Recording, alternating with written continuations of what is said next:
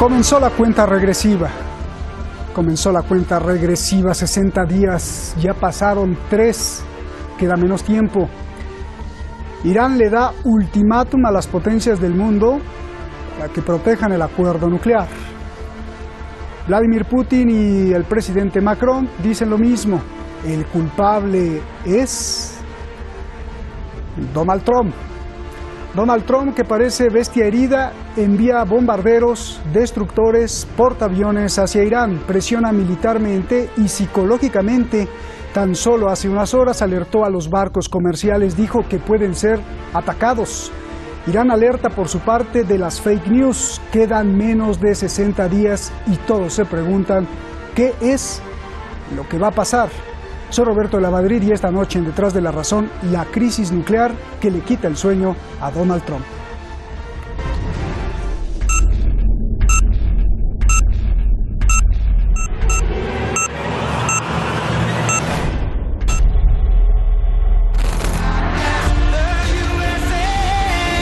Estados Unidos será culpable si Irán se retira del acuerdo nuclear. Denuncia Francia, al igual que Rusia. Ce deal. Premier point. Deuxième point, si l'Iran est sorti de ce deal, ce sera la responsabilité des États-Unis d'Amérique. On ne va pas inverser les rôles et dire que ce seraient les Européens. En un acto de doble moral, le echan la culpa a Estados Unidos. Pero ellos tampoco cumplen. No comercian con Irán por miedo a Donald Trump. Y por otro lado, los europeos amenazan a Irán si rompe el acuerdo.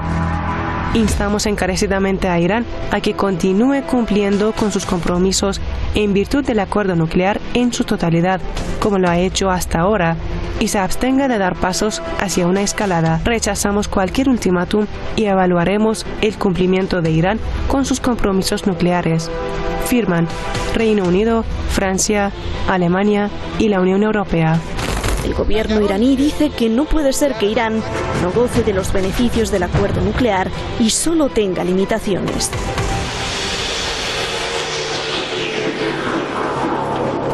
Las sanciones de Donald Trump no dejan vender libremente los productos ni el petróleo de Irán, ni acceder a la banca, ni comerciar con el mundo. پس عدم توازن رو همه قبول دارن. نمیشه یک کشوری به یک تکالیفی عمل کنه ولی از حق خودش برخوردار نشه. Irán protesta porque cumplió con el acuerdo nuclear.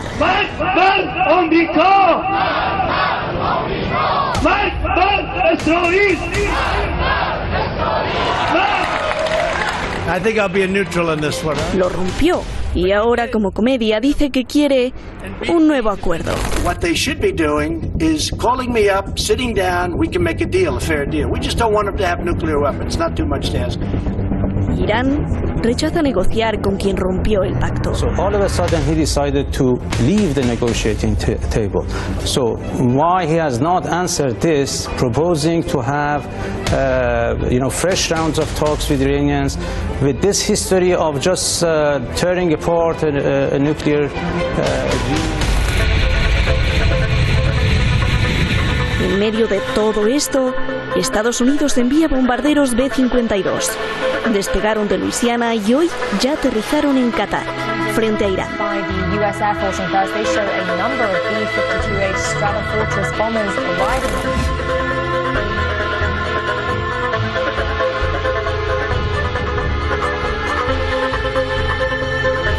Iran gave its proxies a green light to attack U.S. forces. La inteligencia de Estados Unidos alega que Irán ha dado luz verde a sus aliados en la región para atacar a los soldados estadounidenses. We have information that you don't want to know about. They were very threatening. And, No, these are all allegations which are being produced by the same people who, in the run-up to the U.S. invasion of Iraq, did the same. So we do not accept such an allegation, and all these are fake intelligence. Irán dice que Estados Unidos no se atreverá a atacar, revela la prensa.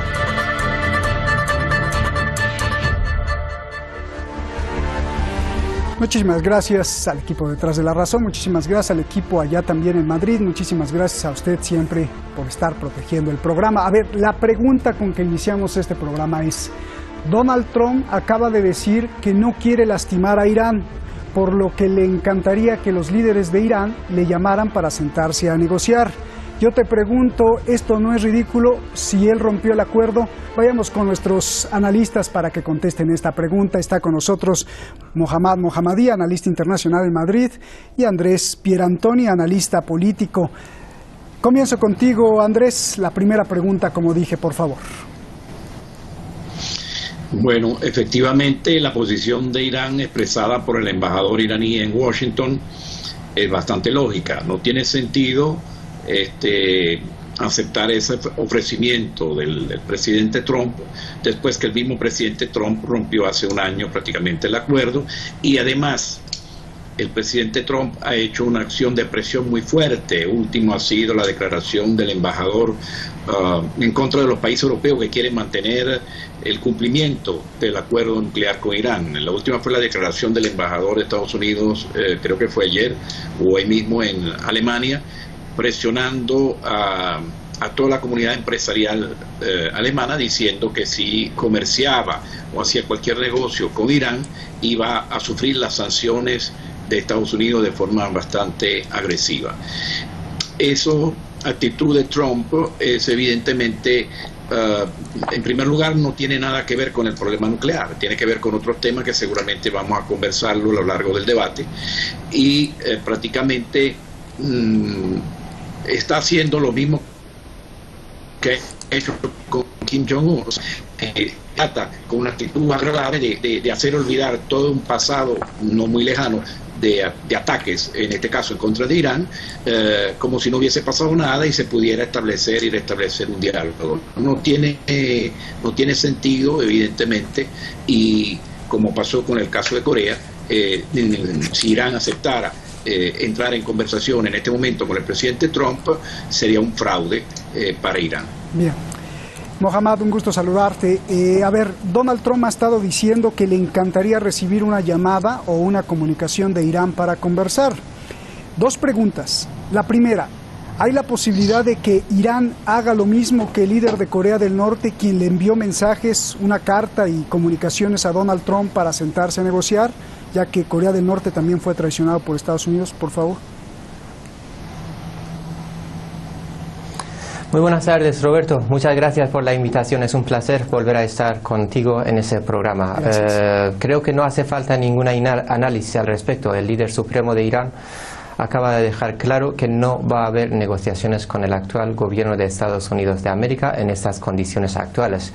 ¿Por qué no los va a haber? Porque este gobierno literalmente ha salido de otro acuerdo negociado, firmado, y además un acuerdo que, para la información de todo el mundo, estoy seguro que tú lo sabes, el acuerdo nuclear fue enviado al Consejo de Seguridad de la ONU en 2015, un día después de su aprobación, el día 15 o 16 de julio de 2015, fue enviado al Consejo de Seguridad de la ONU a petición de la Administración de Estados Unidos de América para que se constituyera como un documento del Consejo de Seguridad de la ONU, para que todo el mundo, no solo los firmantes, cuando el acuerdo se convirtió en un documento del Consejo de Seguridad de la ONU, la idea era para que todo el mundo lo aplicara. Es más, el Consejo de Seguridad pidió a todo el mundo que tienen que respetar las cláusulas de ese acuerdo.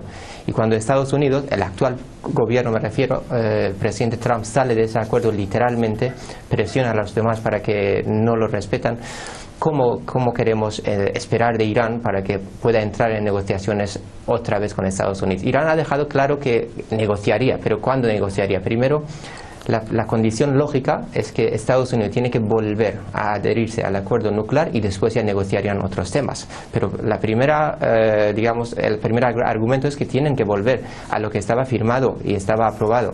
Sí, ¿y qué negociarían? Porque pues ya supuestamente se negociaron todas las cosas. Bueno, Andrés, Francia se alinea a Rusia y pues dice lo mismo, ¿no? El presidente Putin dijo a través de su portavoz de la Cancillería, y ahora Macron dice, si el acuerdo nuclear se destruye, el culpable es Donald Trump. ¿Qué analizas de esto? ¿Qué análisis haces de esta declaración, por favor? Bueno, el problema básico que hay detrás de todo esto es el fracaso de la política de Estados Unidos hacia el Medio Oriente. Y en realidad están utilizando el acuerdo nuclear con Irán para tratar de resolver temas que no tienen que ver con el acuerdo nuclear. Básicamente Estados Unidos ha fracasado en la estrategia. ¿En qué sentido? Cuando firma y lleva al Consejo de Seguridad de las Naciones Unidas el acuerdo, estamos hablando del año 2015. ¿Qué ocurría en el 2015? El ISIS prácticamente estaba tomando control de gran parte de Siria y de Irak. La estrategia, inclusive en el 2015, es el ataque de Arabia Saudita respaldado por Estados Unidos contra Yemen. La estrategia militar ofensiva de Estados Unidos en el Medio Oriente para romper la media luna chiita, como la llamaban, como la llamó el rey jordano, de la media luna chiita desde Irán hasta el Líbano, parecía exitosa. Todo eso fracasó gracias a la acción conjunta de Irán, de Rusia, de Siria, de varios países. Entonces Trump, en lugar de buscar algún terreno para poder negociar o renegociar con Irán, que supuestamente es un elemento fundamental en esta situación nueva en el Medio Oriente, trata de utilizar el pretexto del acuerdo nuclear para de alguna manera involucrar y afectar a Europa en primer lugar y al resto del mundo también, por ejemplo China, en un problema que se debe exactamente y fundamentalmente al fracaso de la política de Estados Unidos en el Medio Oriente. ¿Qué quiere Estados Unidos básicamente? Quiere, y lo ha dicho, quiere renegociar o negociar los misiles, el desarrollo militar defensivo que está haciendo Irán para defender su país en contra de la amenaza de Israel y de Estados Unidos de atacarlo. Quiere que deje de apoyar las organizaciones terroristas. Ellos llaman terrorista a Hezbollah, por ejemplo. Y entonces es estratégica la posición de Hezbollah para impedir a Israel un ataque contra Siria, un ataque contra el Líbano, e inclusive limita la capacidad ofensiva de Israel contra Palestina. O sea, Andrés, dices que las armas nucleares no es el problema. No, no es el problema, en absoluto. Bien. Mohammad, pero ¿no es hipócrita echarle la culpa a Donald Trump? Si bien él violó el acuerdo nuclear, los otros países firmantes del pacto podrían enfrentar con valentía las sanciones de Donald Trump y decirle: no importa que nos sanciones, Donald Trump, hay que cumplir la ley y el acuerdo nuclear, pero nadie lo hizo, todos les dio miedo y además fueron pues mediocres, y además el instrumento que inventaron, el INSTEX, pues no funcionó. ¿Qué piensas? Roberto, el acuerdo entró en vigor, entró en la fase de implementación desde enero de 2016. Pasan 3 años de su implementación. 1 año durante la presidencia del presidente Barack Obama y 2 años ya durante la presidencia del presidente Donald Trump. En el primer año hubo algunos simplemente indicios de que iban a respetar el acuerdo. Aún así, Irán denunciaba en el mismo primer año, cuando estaba todavía Barack Obama, de que no se estaban respetando las cláusulas del acuerdo. Estoy hablando de cláusulas concretas, la cláusula 25, por ejemplo, del acuerdo nuclear, donde dice que Estados Unidos tiene que promocionar el negocio, el comercio de otros países con Irán, darles la garantía y la tranquilidad de que pueden trabajar con Irán. Es una cláusula, es un compromiso. Eso no se hacía. Se hicieron presiones contra el presidente Barack Obama para que se encaminara, digamos, en esa ruta, y de alguna manera lo estaba haciendo, pero no completamente. Desde cuando llega el presidente Trump, el primer año no hacía tampoco nada y el segundo año ha salido literalmente del acuerdo. Pero vayamos a ver la función de la Europa, que también es otra parte del acuerdo nuclear. Europa tampoco ha dado ningún paso práctico. Lo que hemos visto de Europa ha sido bueno, voluntad política está bien, comunicado está bien, pero pasos prácticos nada. El verano del año pasado, si no estoy equivocado, dijeron que iban a utilizar un mecanismo de bloqueo que se usó en algún momento para proteger las empresas que querían trabajar con Cuba. Pero ese instrumento, aunque es un instrumento fuerte, jamás fue utilizado por la Unión Europea. Más tarde dijeron que no. El instrumento de ellos es el INSTEX, ¿no? El instrumento de apoyo al comercio con Irán. Pero a fecha de hoy tampoco hemos visto es que no se ha hecho nada con Irán. Es que la misma culpa, es decir, Estados Unidos en el acuerdo no ha hecho, fuera del acuerdo tampoco. Europa también. Pasan 1 año, Roberto, en el acuerdo nuclear son 125 páginas. Es el documento más largo porque se ha convertido en una resolución del Consejo de Seguridad de la ONU. En esos 125 se habla en muchas páginas, estamos hablando de 20, 30 páginas sobre los compromisos de la otra parte con Irán, y no se han respetado ninguno. Recientemente estaba escuchando al viceministro iraní de Exteriores decir que ellos mismos se iban a encargar del rediseño de la central de Arak. Es decir, cosas técnicas, transacciones bancarias, compra de petróleo, todo. A día de hoy no se puede enviar ni un solo euro a Irán. Ha habido inundaciones, me imagino que aquí lo han dicho en los programas. Bien. No se ha podido enviar ayuda humanitaria, digamos, en transacciones bancarias a Irán.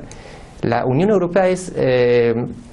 El logro del acuerdo nuclear, mucha parte de ello fue para la Unión Europea, eso lo tenemos muy claro, porque ¿qué otro logro ha tenido la Unión Europea? Un logro dentro del marco del multilateralismo. El acuerdo nuclear ha sido el principal logro de la Unión Europea, pero lo ha dejado ir desapareciendo, lo ha dejado ir muriendo ese acuerdo, y si el acuerdo nuclear a fecha de hoy todavía está vivo, Roberto, es gracias a Irán, porque Irán ha sido quien lo ha cumplido, y como tampoco ha estado recibiendo los beneficios, pero hasta fecha de hoy lo ha estado manteniendo, y ha dicho hoy basta, que no puede seguir esta situación, porque es plan integral de acción conjunta, no es plan integral de acción unilateral. Eso es lo que está denunciando Irán, y esa denuncia no solo va contra Estados Unidos de América, que ha salido del acuerdo, sino contra las otras partes, las europeas concretamente. Bien.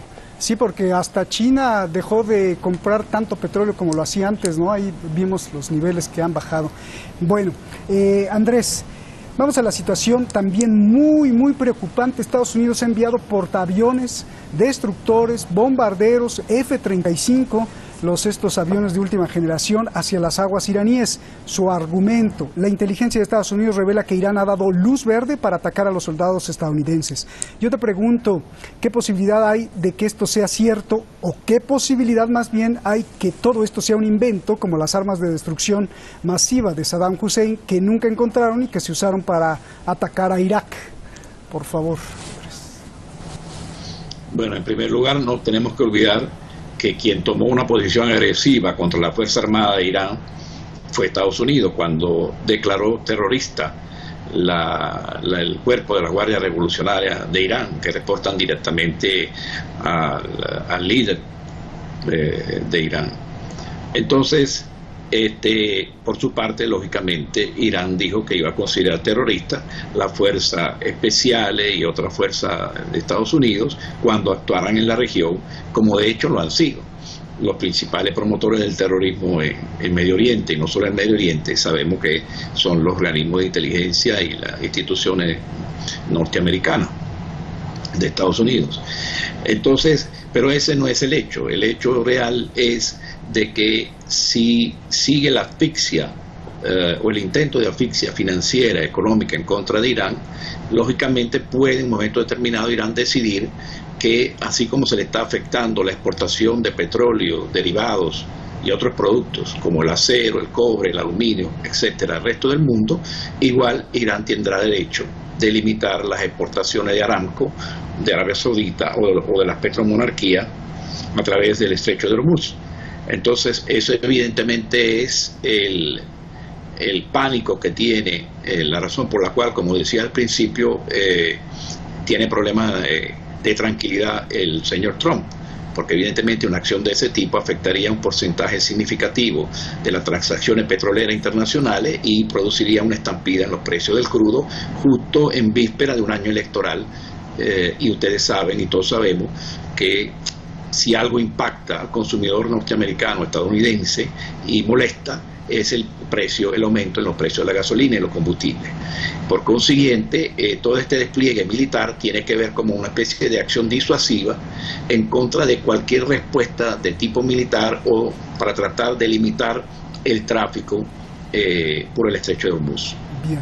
Y no solo a Estados Unidos, sino a todo el mundo. Si sube la gasolina, pues suben los precios de todas las cosas. Ya me lo decía mi abuelita, desde niño veía esto. Mohammad, a ver, Irán contesta que Estados Unidos, al ver todo este despliegue militar, Irán contesta, lo deja claro, tanto a nivel militar como político. Irán contesta que Estados Unidos no se atreverá a atacar. Yo te pregunto a ti, Mohammad, ¿Irán atacará a Estados Unidos al ver que está tratando de asfixiar al pueblo iraní? En los últimos 250 años, Irán no ha atacado ningún país. Es decir, Irán no ha sido iniciador de ninguna invasión militar contra otro país en los últimos 250 años. Y no estoy hablando solo de 40 años de la revolución. Entonces, lo han dejado muy claro que no van a iniciar un ataque militar contra los demás, los iraníes. Pero que si la otra parte se le ocurre invadir Irán, invadir el territorio, atacarle militarmente, que no tengan dudas en que van a tener la respuesta muy firme. Y ahí, porque has mencionado la situación en Irak, sí, en lo que estamos en esos días parece la misma situación, el mismo escenario, ¿no? Lo que se decía, convertir Irán en ese caso en una amenaza y entonces a Saddam Hussein en una amenaza y después para atacarlo. Pero hay diferencias, sinceramente, entre la situación de hoy de Irán con la situación del año 2002 o 2003 de allá, de Irak, de Saddam Hussein. En primer lugar, la potencia militar de Irán es una potencia considerable. De hecho, personalmente creo que si los Estados Unidos de América no ha atacado Irán, porque ha atacado muchos países del mundo, si no ha atacado Irán durante los últimos 40 años, ha sido por algo. Lo intentó en el inicio, en los primeros años, pero después no ha vuelto a hacerlo. Entonces sabe del poderío militar de Irán. En segundo lugar, Irán cuenta con el apoyo popular. Saddam Hussein no contaba con ese apoyo popular en ese entonces. Irán... Tú estás en Irán, me imagino, hablas con la gente podrán tener opiniones distintas sobre las situaciones políticas, pero cuando hablemos de la seguridad del país, de la integridad territorial, de la soberanía, todo el mundo se une para defenderse, digamos. Otra cosa son los instrumentos de Irán. Irán tiene muchísima influencia regional. Irán podría, si se la atacaran desde cualquier base de Estados Unidos, que son muchos, hay que recordar que Estados Unidos tiene 50.000 efectivos en los países alrededor de Irán, de la región. En 12 países de la región tiene bases militares. Entonces todo eso se convertirían en una posible, digamos, un supuesto ataque de Estados Unidos contra Irán, se convertirían en el blanco, por supuesto, de las respuestas de Irán. Yo no creo sinceramente que vayamos hasta este punto porque lo que yo digo, mejor lo sabrán los Estados Unidos de América, que Irán no son comparables con la situación de Saddam Hussein. Yo no veo un acercamiento de un enfrentamiento militar, pero que si lo vaya a ver, que ojalá no fuese así, Irán tendría respuestas muy firmes. Gracias. Andrés, ya nos vamos. La última pregunta. Irán dio 60 días de ultimátum. Yo te pregunto, ¿qué va a pasar? ¿Qué pasará si nadie responde al ultimátum? ¿Qué es lo que va a hacer Irán? Bueno, yo creo que lo que ha ocurrido fundamentalmente, la estrategia de Estados Unidos, porque la respuesta de Irán tiene mucho que ver con la respuesta a la estrategia agresiva de Estados Unidos. La estrategia de Estados Unidos, tiene que ver un poco con un intento de desestabilizar el proceso político en Irán. De hecho, hace pocos meses hubieron algunos disturbios, en parte producto de la situación, de la dificultad económica interna causada por el bloqueo de Estados Unidos, y en parte por manipulación y maniobra de los mismos norteamericanos con los agentes que tienen localmente. No han logrado ningún éxito realmente, no han logrado prosperar sobre esa estrategia. Como bien decía el colega, el pueblo iraní está claro ahorita que una cosa son los problemas internos que pueden existir como en cualquier país y otra cosa es la soberanía y la independencia nacional. Entonces, en ese sentido, la capacidad de maniobra de Estados Unidos dentro de Irán prácticamente nula en este momento. La capacidad de presión regional es bastante debilitada. ¿Pero qué va a hacer Irán si nadie responde al ultimátum, Andrés?